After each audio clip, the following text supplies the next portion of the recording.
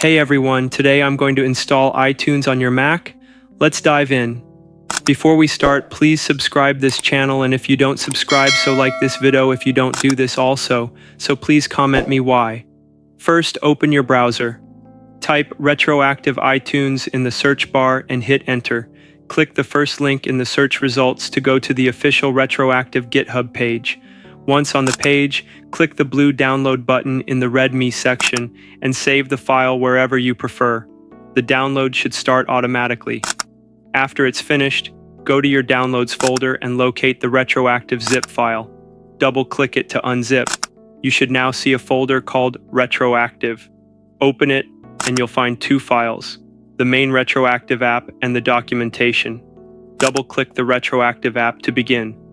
If macOS prevents the app from opening because it's from an unidentified developer, just click Cancel for now.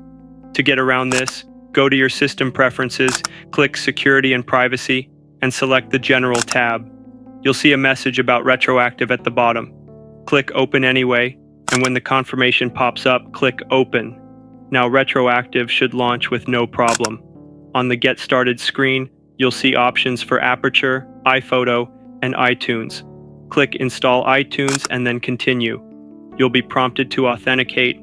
Click the blue button, enter your password, and the installation will start.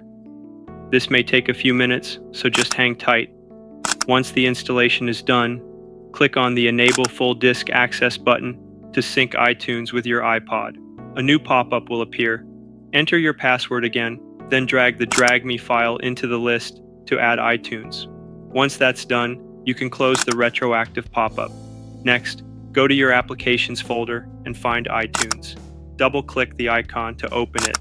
You might be asked to accept the license terms. Just click Agree. Congratulations! You've successfully installed iTunes on your Mac. Enjoy your music, movies, and more.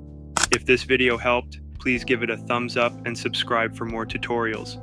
If you have any questions, leave a comment below, and I'll gladly help you out.